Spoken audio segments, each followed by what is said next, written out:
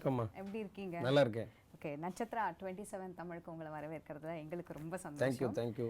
எனக்கு ரொம்ப சந்தோஷம். ரொம்ப நன்றி சார். மார்ச் மாதத்துடைய முதல் வாரம் அதுக்கான ராசி பலன்கள் தான் இப்போ நான் உங்ககிட்ட கேட்டு தெரிஞ்சுக்கணும் அப்படின்னு. ஸோ சிம்ம ராசி முதல்ல.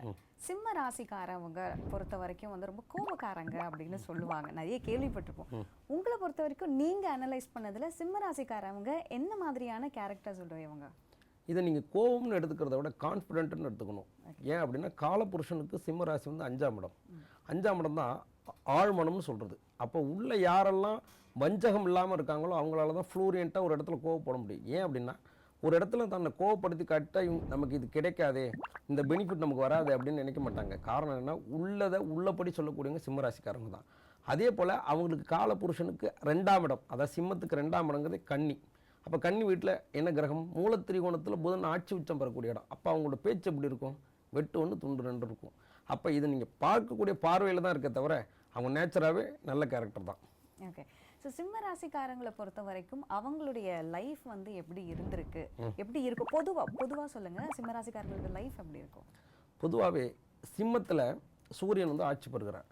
அப்போ எப்போவுமே தான் ஃபஸ்ட்டு இருக்குன்னு நினைக்கக்கூடியவங்க. ஏன் அப்படின்னா கிரகத்தில் ஃபஸ்ட்டில் டாப்பில் இருக்கிறதே வந்து சூரியன் தான். ஒரு அரசு பதவி கிடைக்கணும், அரசாங்க உத்தியோகம் கிடைக்கணும் அப்படின்னா சூரியனோட பலம் ரொம்ப தேவை. அப்போ சூரியனோட பலம் தான் ரொம்ப ரொம்ப முக்கியம் ஒரு அரசு பதவி வைக்கிறதுக்கு. இது அவங்களோட இயல்பான கேரக்டர். ஓகே, ஸோ சிம்ம ராசி கீழே வரக்கூடிய அந்த நட்சத்திரங்களுடைய பலன்கள் பற்றி சொல்லுங்கள். இப்போ ஒவ்வொரு நட்சத்திரமும் ஒவ்வொரு பலன்களை கொடுக்கும். மக நட்சத்திரத்தில் பிறந்ததான் தில்லைக்காளி. தில்லைக்காளி யார் அப்படின்னா ஈசனுடன் போட்டி போட்டவன். அப்போ மக நட்சத்திரம் மற்றவர்களோட போட்டி போடக்கூடிய தன்மை உடையது. அடுத்தடுத்த நட்சத்திரங்கள் பற்றி சொல்லுங்கள். பூர நட்சத்திரம். பூரம் பொதுவாகவே ரொம்ப சாஃப்டான கேரக்டர் தான். அதாவது சிம்ம ராசியாக இருந்தால் கூட பூரம் அப்படின்னா ஆண்டாள் பிறந்தது, ஒரு இலக்கு நினச்சா அடைஞ்சிருவாங்க. அடுத்து உத்திரம். உத்திரம் அப்படின்னாலே ஆளுமைத்தன்மை ஜாஸ்தி. தெய்வங்களில் பார்த்தீங்கன்னா சபரிமலை ஐயப்பன் உத்திரம், திருச்சானூர் பத்மாவதி தாயார் உத்திரம், நெரூர் சதாசிவ பிரம்மேந்திரர் உத்திரம். உத்திர நட்சத்திரக்காரங்க பொதுவாகவே தெய்வ வழிபாட்டில் நிறைய கான்சன்ட்ரேஷன் பண்ணால் ஜெயிச்சுருவாங்க. ஏன் அப்படின்னா இது கன்னி வீட்லேயும் வரும், சிம்ம வீட்லேயும் வரும். அப்போ இரட்டைத்தன்மையுடையது. அப்போ அவங்களுக்கு மைண்ட் எப்படி இருக்கும்? உடஞ்ச நட்சத்திரமாக போயிடுது. அப்போ அவங்களோட லைஃப் அதில் பாதி கேரக்டராக இருக்கும், சிம்மத்தில் பாதி கேரக்டராக இருக்கும், கன்னியில் பாதி கேரக்டராக இருக்கும். ஆளுமைத்தன்மை இருந்தாலும் ஆஸ்லேஷன் சொல்லக்கூடிய புதன் அந்த இடத்துல வந்துடுவார். அப்போ இவங்க ஆஸ்லேஷனை வச்சுட்டு ஒரே விஷயத்தில் கான்ஃபிடென்ட்டாக இருந்தால் உத்திர நட்சத்திரம் ஜெயிச்சுருவாங்க. ஓகே, இந்த மார்ச் முதல் வாரம் வந்துட்டு சிம்ம ராசிக்காரங்களுக்கு எப்படி இருக்க போது? அவங்க எந்தெந்த விஷயத்த பண்ணலாம், எந்தெந்த விஷயத்த பண்ணக்கூடாது? சிம்ம ராசிக்காரங்க பொதுவாகவே கோபத்தை குறைக்கிறது நல்லது.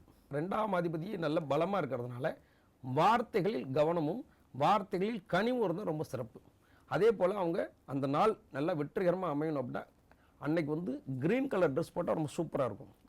அதே போல் அன்னைக்கு வந்து அவங்க ஆரஞ்சு மிட்டாய் சாப்பிட்டு போனாங்கன்னா அவங்களுக்கு சக்ஸஸ். ஆரஞ்சு மிட்டாய் சாப்பிட்றது அப்படிங்கிறது அதாவது நட்சத்திரங்களில் உணவே இருக்குது. ஹஸ்த நட்சத்திரத்துக்குரியதான் ஆரஞ்சு மிட்டாய். கன்னி ராசியில் 2ஆம் பாவத்தை இயக்குதல். அப்போ 2ஆம் பாவங்கிறது வாய்க்கு அடிக்கடி வேலை கொடுத்தா இன்னொருத்தவங்கள சண்டை போடுவாங்களா? போட மாட்டாங்கல்ல. அவ்வளோதான். அப்போ தன்னோட ஒர்க்கில் கான்சன்ட்ரேஷனாக இருந்தால் ஜெயிச்சிருவாங்க, அவ்வளோதான். இப்போ இவங்க வந்துட்டு இந்த முதல் வாரம் வந்துட்டு இவங்களுக்கு ஓரளவுக்கு நல்லாவே இருக்குது அப்படிங்கிற மாதிரி சொல்லியிருக்கேன். பட் இருந்தாலும் இவங்க வந்துட்டு இந்த சில விஷயங்கள் தடைகளில் போய் முடியலாம், இல்லை இந்த சில விஷயங்கள் இவங்களுக்கு ஆகாதுங்கிற பட்சத்தில் அவங்க என்ன மாதிரி பரிகாரங்கள்லாம் பண்ணலாம்? ஒன்றும் இல்லைம்மா, சிம்ம ராசிக்காரவங்க சோம்பேறியாக இருக்கக்கூடாது. ஏன் காலபுருஷனுக்கு 5க்கு ராசிக்கு 6 கூடையவனே சனி பகவான், 7 கூடையவனும் சனி பகவான் தான். அப்போ சோம்பேறியாக இருக்கிறத விட சுறுசுறுப்பாக இருக்கிறதே சிறப்பு. அப்போ பேசிக் லேபர்ஸ்ன்னு சொல்லக்கூடிய அடிப்படை ஊழியர்கள் இருக்காங்க இல்லையா, துப்புரவு பணியாளர்களுக்கு அவங்களுக்கு ஒரு கப்பு டீ வாங்கி கொடுத்தா வேலை முடிஞ்சு போய்டும், அவ்வளோதான். ரொம்ப சிம்பிளான ஒரு பரிகாரம். சிம்பிளான பரிகாரம் சொன்னால் தான் நம்ம செய்கிறாங்க. ஸோ சிம்ம ராசி பற்றி நீங்கள் நிறைய விஷயங்கள் வந்து சொல்லியிருக்கீங்க, என்ன பண்ணணும் என்ன பண்ணக்கூடாதுன்னு. அடுத்து வந்து கன்னி ராசி பற்றி. ஸோ கன்னி ராசிக்கு வந்துட்டு இந்த மார்ச் முதல் வாரம் எப்படி இருக்கும்? பொதுவாக கன்னி ராசி நேயர்கள் வந்து எப்படி இருப்பாங்க? கன்னி ராசிக்காரங்களோட இவங்களை பார்த்தாலே கண்டுபிடிச்சிடலாம் இதுதான் கன்னி ராசி அப்படின்னு சொல்லிட்டு எப்படி பண்ணலாம்? எனக்கு தெரிஞ்ச வரைக்கும் கன்னி ராசிக்கு ஒரே பேர் தான் காரியவதி. காரணம் என்னென்னா தன் விஷயத்தில் கவனமாக இருப்பாங்க. காரணம் என்னென்னா அது வந்து புதன் வந்து பலமாக இருக்கக்கூடிய வீடு, மூலத்திரிகோணத்தில் உச்சம் பெறக்கூடிய வீடு, சுக்கிரன் நீசம் பெறக்கூடிய வீடு. அவங்களோட மோட்டிவேஷன் முழுக்க பணம் சார்ந்ததாக இருக்கும். ஏன் அப்படின்னா ஒரு ஜாதகத்தில் கிரகம் எந்த கிரகம் வீக்காக நீசமாக இருக்கோ அதன் மீது தான் அவங்களுக்கு கவனம் ஜாஸ்தியாக இருக்கும். இரட்டைத்தன்மையோட குணம் அவங்களுக்கு நேச்சுரலாகவே உண்டு. இவங்களை பச்சோந்தின்னு கூட சொல்லுவாங்க. இருக்கும் பச்சோந்தினா இடத்துக்கு தகுந்த மாதிரி தன்னை மாற்றிக்கக்கூடியவர்கள். தன் விஷயத்தில் கரெக்டாக இருக்கக்கூடியவங்க தான் இந்த கன்னி ராசிக்காரவங்க. ஓகே, ஸோ அப்படி இருக்கக்கூடிய இந்த கன்னி ராசி நேயர்களுக்கு வந்து இந்த மார்ச் முதல் வாரம் எப்படி இருக்குது? கன்னி ராசிக்கு குரு 9ல் இருப்பது ரொம்ப சிறப்பு. ஏன்னா ஓடினவனுக்கு 9ஆம் இடத்துல ராஜா. அப்போ பாக்யஸ்தானத்தில் குரு இருந்து ரிஷபத்திலிருந்து குரு எங்கே பார்ப்பாரு? ரிஷபம், மிதுனம், கடகம், சிம்மம், கன்னி 5ஆம் பார்வையாக குரு பார்க்கும்போது அந்த வருடமே நல்ல சூப்பராக இருக்கும். அது மட்டும் இல்லாமல் அந்த நாளும் உங்களுக்கு நல்ல சிறப்பாக தான் இருக்கும். ஏன்னா குரு பார்த்ததுக்கப்புறம் அந்த நாள் என்ன செய்ய போகிறாரு? ஏன்னா கொடுக்கக்கூடிய கிரகத்திலே மிகப்பெரிய அளவில் கொடுக்கக்கூடியவர் குரு பகவான் தான். அது மட்டும் இல்லாமல் கன்னி ராசிக்கு கன்னி, துலாம், விருச்சிகம், தனுசு, மகரம், கும்பம். அப்போ 6ல் சனி இருக்கார். கும்பத்தில் இருந்தால் சனி என்ன செய்வார்? கடனை கொடுப்பார், நோயை கொடுப்பார், எதிரியை கொடுப்பார். அப்போ என்ன அர்த்தம்? உழைப்பு அதிகப்படுத்திட்டா கன்னி ராசிக்காரவங்களுக்கு அந்த வாரம் ரொம்ப சிறப்பாக இருக்க போகுது. அவ்வளோதான். ஓகே. ஸோ அதே மாதிரி கன்னி ராசிக்கு கீழே வரக்கூடிய நட்சத்திரத்துக்கான பலன்களை சொல்லுங்கள். உத்திரம், அஸ்தம், சித்திரை. உத்திரம்னா என்ன வடிவம் சொல்கிறோம்? குச்சின்னு சொல்கிறோம். அப்போ முருகப்பெருமான் கையில் இருக்கிறது என்ன? தண்டாயுதம், குச்சி. அப்போ கன்னிராசிக்காரர்கள் எப்போவுமே கையில் பார்த்தீங்கன்னா ஏதாவது ஒரு குச்சியை பேனா வச்சு தட்டே இருப்பாங்க. கவனித்து பார்த்தா தெரியும். அப்போ அது அவங்களோட பலம். ஏன் அப்படின்னா தன்னோட பலம் எதில் இருக்குன்னு நினைக்கிறாங்க? இன்னொரு பொருளின் மீது இருக்குன்னு நினைக்கிறாங்க. அப்போ ஒரு விஷயத்தை ஸ்ட்ராங்காக பிலீவ் பண்ணால் தன்னை நம்பினா அவங்க ஜெயிச்சிட போகிறாங்க. அடுத்ததாக வந்து சித்திரை. சித்திரை நட்சத்திரம் ஓடிக்கிட்டே இருக்கும். ஏன் அப்படின்னா சக்கரத்தாழ்வார் கையில் இருக்கக்கூடிய சக்கரம் சித்திரை நட்சத்திரம். சக்கரம் ஓடாமல் இருந்தால் வண்டி ஓடுமா? பெருமாள் கையில் சக்கரம் வெறுமனே இருந்தால் யாரும் மதிப்பானா? அப்போ இவங்க என்ன செஞ்சு ஓடிக்கிட்டே இருப்பாங்க. ரொம்ப ஹாட்டான கிரகம். ஏன்னா சூரியனோட வெப்பத்தை தன்னோட சக்கரத்தில் கொண்டு இருக்கக்கூடிய நட்சத்திரம் சித்திரை நட்சத்திரம் தான். அப்போ இவங்க ரொம்ப ஹாட்டாக இருக்கக்கூடியவங்க சித்திரை நட்சத்திரக்காரர்கள். கன்னிராசியில் கீழே வரக்கூடிய நட்சத்திரக்காரர்கள் இந்த முதல் வாரத்தில் என்னென்ன விஷயங்கள் பண்ணலாம், எந்தெந்த விஷயம் பண்ணக்கூடாது? அன்னைக்கு நட்சத்திரத்துக்குரிய கலர்களை நம்ம பயன்படுத்தினாலே மிகப்பெரிய வெற்றியை கொடுக்கும். அப்போ உத்திர நட்சத்திரத்துக்கு 2வது நட்சத்திரம் ஹஸ்தம்.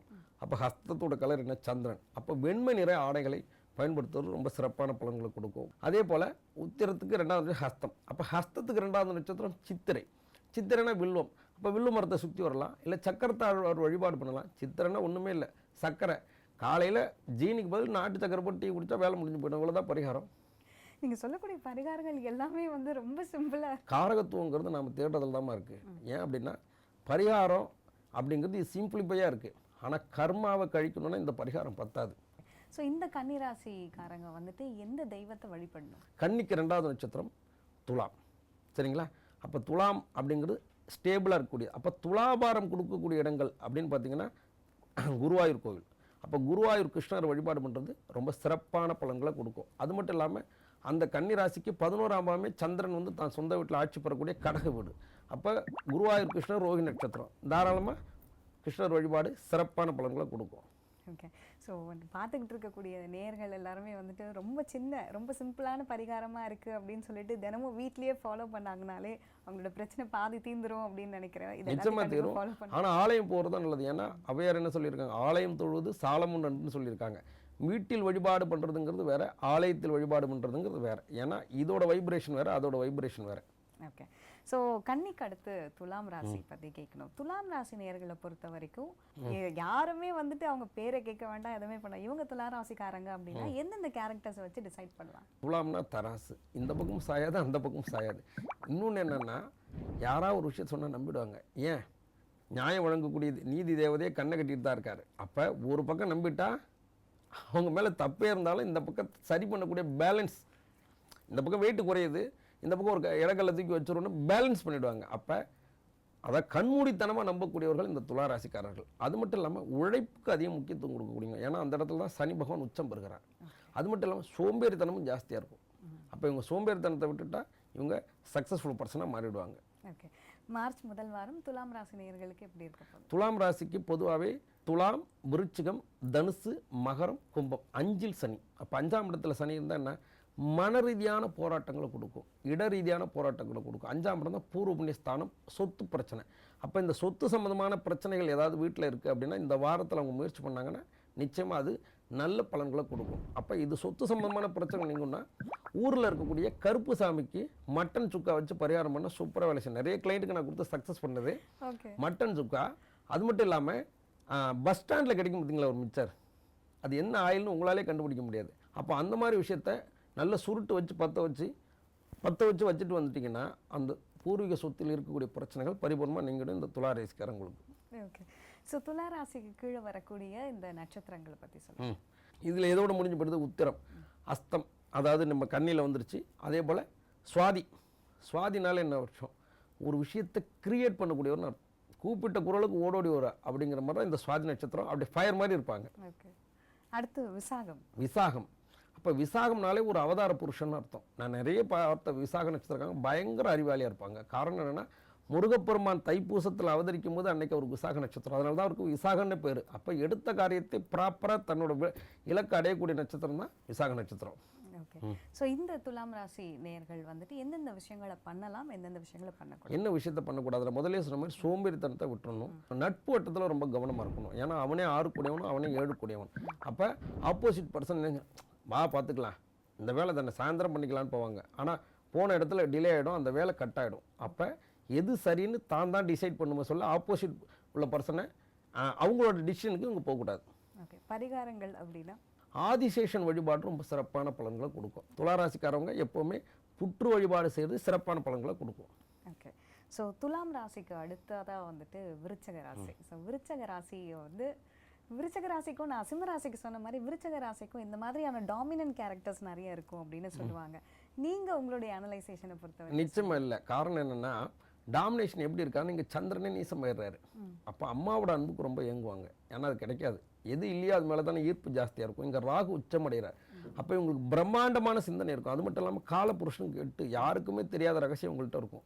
அதை கண்டே பிடிக்க முடியாது. காரணம், ஒரு படத்தில் சொல்லுவான்ல, லட்டில் வச்சேன்னு நினச்சேடா நெட்டில் வச்சேன்னு. அந்த மாதிரி இப்போ வேறு எதில் வச்சுருக்காங்கன்னு அவனாலே உங்களால் கண்டுபிடிக்க முடியாது. ஏன்னா நம்மளோட பாரத பிரதமர் விருச்சிக ராசி, விருச்சிக லக்னம். நம்மளோட முதல்வர் பாருங்கள் விருச்சிக லக்னம். அப்போ இவங்க யாரா டாமினேட் கேரக்டரா? இன்னொருத்தவங்க சொல்கிறத அக்செப்ட் பண்ணக்கூடியவர்கள் தான். அது மட்டும் இல்லாமல் யாருக்கும் தெரியாத நுட்பமான அறிவு உங்களுக்கு உண்டு இயற்கையாகவே. விருச்சிக லக்னம் பொதுவாகவே தானாக எந்த சண்டை வம்புக்கும் போகாது, வந்தால் விட்டுட்டு தேடாது. ஏன் அப்படின்னா, தேல் அதோட வடிவமே என்ன, ஸ்கார்பியோ போயிட்டுருக்கு, உங்கள் எந்த டிஸ்டர்பன்ஸ் பண்ணாது. நீங்கள் லேசாக தட்டி பாருங்கள், ஒரு கொட்டை கொட்டுனுச்சுன்னா தொட்டவன் காலி. விருச்சக ராசிக்கு கீழே வரக்கூடிய அந்த நட்சத்திரங்கள் அஜய் சொல்லுங்கள். So first Visakam. அப்போ விசாகத்தில் 4ஆம் பாதம் விருது. ஏற்கனவே நான் சொல்லியிருக்கேன், இவங்க அவதார புருஷர்கள். எதை எடுத்தாலும் தன்னோட காரியம் வந்த வேலை எதையோ அதை செய்யக்கூடியவங்க. அதே சமயத்தில் கொஞ்சம் செல்ஃபிஷாகவும் இருப்பாங்க. ஏன் அப்படின்னா, எனக்கென்று ஒரு நாடு, எனக்கென்று ஒரு மக்கள், எனக்கு நீ பழம் கொடுக்கலனாலும் நான் ஒரு விஷயத்தை கிரியேட் பண்ணிடுறேன் கைலாசா மாதிரின்ட்டு போகக்கூடியவங்க தான் இந்த விசாக நட்சத்திரக்காரங்க. ஓகே. அடுத்தது அனுஷம். அனுஷம். அனுஷம் பொதுவாகவே மகாலட்சுமியோட நட்சத்திரம்னு பேர். இவங்களுக்கு பார்த்தீங்கன்னா ரொம்ப உணவில் ஹைஜீனிக் பார்ப்பாங்க. இப்போ சுத்தத்துக்கான கிரகம் சந்திரன் தான். இப்போ இந்த இடத்துல அழுக்கு இருக்குன்னா என்ன பண்ண க்ளீன் பண்ணுவோம்?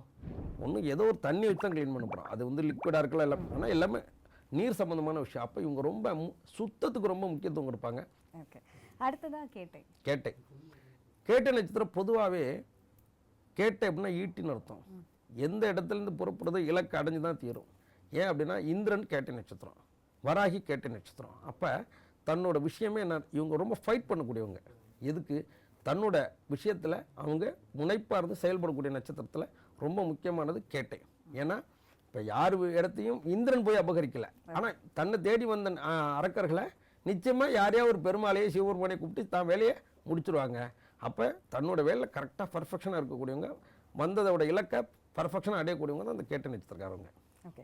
இந்த மார்ச் முதல் வாரம் விருச்சக ராசி நேயர்களுக்கும் அந்த கீழே இருக்கக்கூடிய நட்சத்திரத்துக்கும் என்னென்ன பண்ணலாம், என்னென்ன பண்ணக்கூடாது? உங்களுக்கு 4ல் கோச்சாரத்தில் சனி இருக்கார்.